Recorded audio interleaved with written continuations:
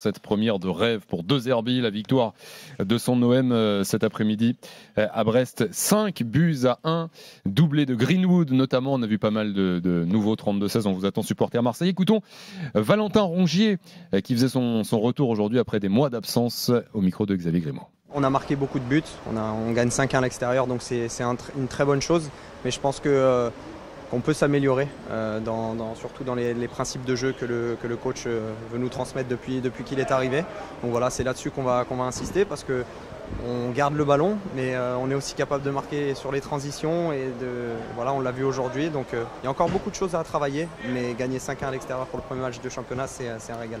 Valentin Rongier qui est entré en cours de match, il n'avait pas joué depuis début novembre dernier. Qu'est-ce que vous en pensez de la prestation marseillaise, Kevin et Daniel? Parce qu'on le disait en début d'émission, dans peu de temps, encore un match ou deux comme ça, et il pourrait y avoir certains débats, certaines questions. Est-ce que ce 5-1 contre Brest, le troisième de la saison dernière, pas un peu bien payé quand même pour l'OM? Quoi qu'il arrive, ils ont quand même marqué un grand coup. Parce que, je le dis, je le répète, moi, ce qui m'a quand même impressionné, c'est quand j'ai vu la composition de départ, je me suis dit, waouh, c'est quand même, il y a certains postes, c'est compliqué. Luis Enrique, même Lirola qui sort de nulle part. Enfin bref, il y avait quand même encore pas mal de points d'interrogation. Et quand même, tu te déplaces à Brest face à une équipe qui, certes, n'avait pas les Smelou, mais quand même une équipe sensation de la saison dernière. Et finalement, tu t'imposes 5-1. Et moi, ce que j'ai adoré, je te l'ai dit, c'est notamment le premier but. Le premier but, voilà. Ce que vous voulez savoir, c'est quoi le Derby Ball? Sorti en 3-2, appuie sur un des 2-6 qui trouve le deuxième dans la diagonale, projection vers l'avant, passe dans le dos, accélération de Greenwood, frappe croisée du droit alors qu'il a les deux pieds. Voilà, c'est un but qu'on pourrait retrouver plusieurs fois et c'est quand même très très rare de le faire au bout de 3 minutes en début de championnat. Et après, voilà, tout le match, ça a été ça, des transitions très rapides. Bon, tout n'est pas parfait, hein, parce qu'encore une fois, il manque 2 ou 3 joueurs dans cette équipe au minimum en tant que titulaire. Un gardien qui est décisif, qui a connu une saison dernière compliquée avec l'Ajax, et là, son premier match, boum, il arrête un pénalty à un moment clé. Un très bel arrêt d'ailleurs. Et donc, l'Olympique de Marseille qui s'impose finalement 5-1 face à un club sensation de l'an dernier. Franchement, tu ne pouvais pas mieux débuter. Encore une fois, je le répète, il manque Valentin Rongier, il manque des joueurs, il va y avoir des recrues, donc c'est de bien bon augure. Daniel. Alors qu'il y ait des belles promesses, oui, qu'il y ait un bel état d'esprit, c'est certain, qu'un résultat pareil, ça peut leur donner de la confiance, et ce dont l'OM a manqué énormément la saison dernière, c'est de confiance, au contraire d'un Brest qui en a eu quasiment toute la saison.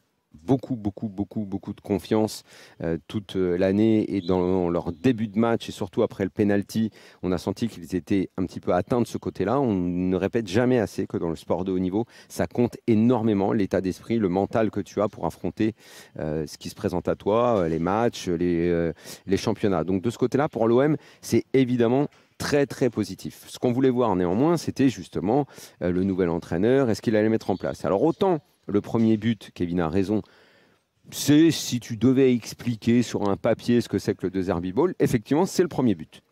Maintenant, l'action, en fait, bon, c'est une action qu'on ne voit pas que chez lui, mais on va dire que ça a été une tendance ces derniers temps. La relance plein axe, l'appui, le décalage, machin, ça, comme elle a expliqué Kevin, je ne vais pas le refaire. Maintenant, s'ils le refont 3 fois dans les prochains matchs, c'est soit que les adversaires sont des teubés complets et qu'ils ne comprennent pas ou qu'ils ne regardent pas ou qu'ils ne préparent pas les matchs. Soit c'est que l'OM le fait tellement vite et tellement de façon juste qu'ils auront la réussite tout au long de la saison. Parce que c'est quand même assez basique quand on le connaît et qu'on le prépare. Ça m'étonnerait que ça marche à tous les coups. Pour le reste de la rencontre, le scénario, j'ai vu l'interview d'Éric Roy. Éric Roy, c'est pas un entraîneur qui a le seum.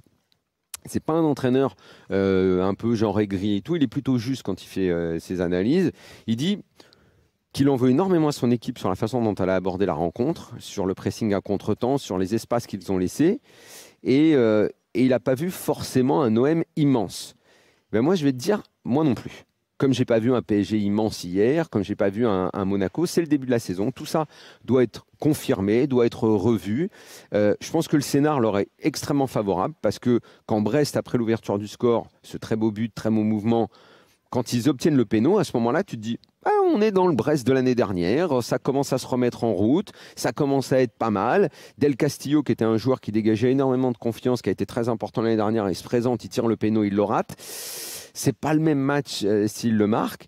Je ne sais pas si toutes les semaines l'OM jouera face à un défenseur aussi mauvais qu'Amavi, parce que ça a été un boulevard complet en permanence de son côté. Tu as parlé de Luis Enrique, Kevin. Là-dessus, moi, je ne suis pas d'accord avec toi, parce que l'année dernière, dès qu'il est revenu, moi, je n'ai pas vu le même Luis Enrique qu'on avait vu la première fois. Je n'arrêtais pas de dire que chez ce gars-là, il y avait quelque chose de beaucoup plus positif, parce que j'avais même fait amende, parce que je me moquais tout le temps de lui sur son premier passage à l'OM. Et j'avais dit, honnêtement... Ouais, voilà. Et quand il est revenu sur le second passage, je lui ai vu beaucoup de choses beaucoup plus positives que j'ai revues ce soir. Donc il y a plein de trucs que j'ai trouvé super à l'OM. Évidemment, comme pour les autres clubs, j'ai envie de revoir l'équipe parce que Greenwood, ça a l'air hyper séduisant, parce que ce que De Zerbi a insufflé dans l'équipe, on le voit, ça déborde de confiance, d'envie de bien faire, parce que Balerdi est désormais le vrai patron de cette équipe, parce que Rouli, moi j'en suis persuadé que c'est un bon gardien, même si Kevin il veut nous vendre son ami là, Jesse Carlange là dans les buts. Rouli c'est un bon gardien. Il vient pour être numéro 2. Donc il y a de très très belles promesses et évidemment que j'étais très excité à l'idée de voir le match tout à l'heure à 17h. J'ai déjà très envie d'être le week-end prochain pour voir à nouveau l'OM. Tiens, tu parlais d'Éric Roy, on va l'écouter justement, oui, parler de l'OM. Il explique ce que tu disais. Non, je pense pas que c'était un gros client. Je pense sincèrement que nous, on n'a pas été à notre niveau. Et puis après, je pense aussi qu'on manquait d'arguments. Hein, parce qu'il y a qu'à voir quand je fais rentrer des joueurs. Bon, c'est quand même des jeunes joueurs du centre de formation. Donc aujourd'hui, c'est vrai que entre les absents, les blessés, le traumatisme qu'on a subi hier aussi avec la blessure de Bradley, c'est vrai que c'était peut-être un petit peu trop pour ce premier match. Petit tir sur le mercato d'ailleurs au passage. Bref, on en parlera dans un instant. C'est un vrai problème pour eux de ne pas avoir derrière gauche. Hein. Bradley Loco, c'était une des révélations de la saison dernière, hein, rappelez-vous. Hein. Les croisés hier, Loco, il sera absent. Jordan Amavi, si c'est toutes les semaines une presta comme ça, c'est mort. Hein. Vaut mieux jouer à 10. Hein. Vaut mieux jouer à 10 parce qu'au moins quand tu es à 10, tu sais que tu dois combler. Quand tu es à 11, tu laisses faire le mec qui doit y aller, mais le mec il se fait tout le temps manger. Quoi. Donc à chaque fois, tu es en déséquilibre. Franchement, sa prestation, c'est cataclysmique. Hein. On a Ornella qui est là au 32-16, supportrice de l'OM. Salut Ornella. Bonsoir. Bienvenue dans l'after sur RMC. Ornella, merci. Tu es plutôt, tu partages plutôt l'optimisme de Kevin ou la mesure de Daniel ce soir? Alors, je partage tout ce que vous avez dit, sauf que j'ai envie de dire à Daniel que franchement, non Daniel, on le mérite de s'emballer. On le mérite. L'OM, nous les Marseillais, on le mérite. Par rapport à notre saison dernière. Mais emballe-toi, moi j'ai rien contre, hein, j'ai rien contre. Au contraire, moi j'ai dit que j'étais déjà pressé. Non mais moi je suis déjà pressé d'être le week-end prochain pour les revoir, donc je peux pas te dire plus que ça. Ça, c'est génial de t'entendre dire ça, parce que nous... je l'ai dit il y a 2 minutes avant que tu arrives. Peut-être que tu n'as pas entendu parce que tu étais dans les lignes du téléphone. Je trouve ça super. Bah oui. Non, je trouve ça super que tu aies dit ça. Mais moi, dès qu'il a signé, l'entraîneur, j'ai envie de le voir. Moi, j'ai envie de voir cette équipe cette année. J'ai envie de voir. C'est une des équipes qui me hype le plus. Voilà, le seul petit bémol sur lequel je ne suis pas trop d'accord avec toi, c'est sur le fait que Monsieur Roy, que je ne connais absolument pas, puisque moi, par l'OM, je ne regarde rien, n'a pas le seum. Je trouve que son discours aurait pu se passer d'une critique sur Marseille, étant donné que nous, notre entraîneur ne s'est pas rabaissé à parler de son équipe. Il aurait pu un peu parce que nous non plus, c'est pas une critique, hein. Il n'a pas critiqué. Il a juste dit qu'il n'a pas vu forcément un gros client, qu'il en veut plus à son équipe de la façon dont elle a joué. On sentait qu'il avait un peu le seum quand même. Pas vraiment, c'est pas le genre de lui, c'est pas son genre à lui, vraiment. Non, c'est juste que il en veut à son équipe qui effectivement, on s'en souvient l'année dernière, était toujours très juste dans ses phases de pressing, et là ils étaient toujours en retard. Alors moi je te redis, j'ai envie de revoir l'OM. Quand il dit qu'il est pas tombé sur un gros client, ok, on l'a dit, hein, l'OM c'est pas encore un rouleau compresseur. Non, mais ça peut devenir un gros client, et la vérité c'est qu'on a envie de les revoir, on a envie de revoir pour savoir si justement ça peut devenir un gros client. Moi, je suis assez optimiste. Je pense qu'ils peuvent devenir un gros client parce qu'ils vont être animés d'une confiance. Après, on peut quand même constater, tu as sorti des chiffres tout à l'heure quand tu parlais de Monaco, Kevin. On peut également dire que c'est 95% de réussite l'OM ce soir. Chaque frappe a quasiment fait but. Ça va pas tout le temps être comme ça. Ou alors, Éric Roy l'a lui aussi dit, alors peut-être qu'ils joueront le titre effectivement s'ils ont une réussite comme ça toute la saison. Il faut juste regarder comment ça s'est passé. Après, peut-être que Brest... refera pas la même saison que l'année dernière, qu'ils vont être en difficulté parce qu'ils vont avoir plus de matchs, ça c'est certain, mais j'ai pas revu le Brest de l'année dernière cet après-midi, ça c'est sûr et certain. 5 tirs cadrés, 5 buts pour les chiffres marseillais. ce soir. On est bien obligé de le dire, mais souhaitons à l'OM que ça continue toute l'année, tant mieux. Mais tiens, ça veut dire qu'ils auront énormément de justesse. Il dit de Zerbi que tout était à venir encore. Oui, mais évidemment. Bien sûr. Ornella, tu voulais t'emballer ce soir, alors je veux que tu me parles de Mason Greenwood. Ah oui, non mais ça, la troisième minute, c'était fabuleux, Le petit, il arrive avec une classe. Mais vraiment, bien sûr qu'on en a entendu parler, mais on attendait de le voir. C'était fabuleux. Il est propre, dans son accélération, c'est propre. Ça bouge pas. Hein. Ça bouge pas, c'est direct, c'est fluide, c'est oh là là, oui, c'est beau. Après, pour ceux qui découvrent Mason Greenwood. Alors il a eu ses problèmes personnels, hein. On va pas y revenir, mais à ses débuts à Manchester United, c'est extraordinaire. Extraordinaire. On va pas y revenir, mais c'est aussi l'explication de pourquoi ce joueur-là est à Marseille cette saison. Il a le pied droit, il a le pied gauche et sa frappe sur le premier but, elle est clinique. Clinique. Mais même un très bon joueur, il va vite. Il est quand même sur les 5 buts de l'OM. Exactement. Bien sûr. Et le petit événement du jour aussi, c'est que De Zerbi a réussi à rendre décisif Amin Harit. 2 passes D. Non, mais c'est vrai, il faut le signaler. Harit, un joueur qu'on connaît, on sait que sur les contrôles, sur les premières touches, c'est un joueur qui peut briller, mais qui a toujours du mal après à être efficace. Super match aujourd'hui d'Amin Harit. Écoute, Harit a été bon. Alors il faut quand même savoir que d'ici la fin de l'été, fin du mercato, s'il y a une offre, il s'en ira parce que lui, comme Unai, sont a priori pas dans le premier plan de jeu de Zerbi.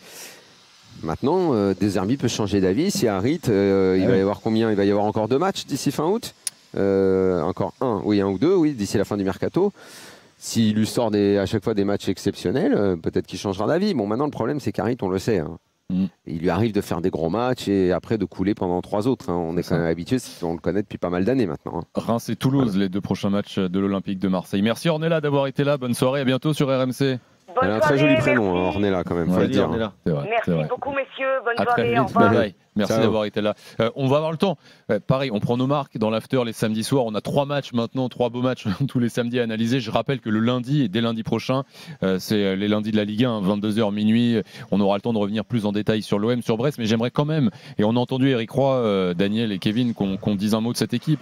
Parce que là, Eric Roy en a parlé dans l'extrait qu'on a entendu. Il y a très peu de renforts pour l'instant.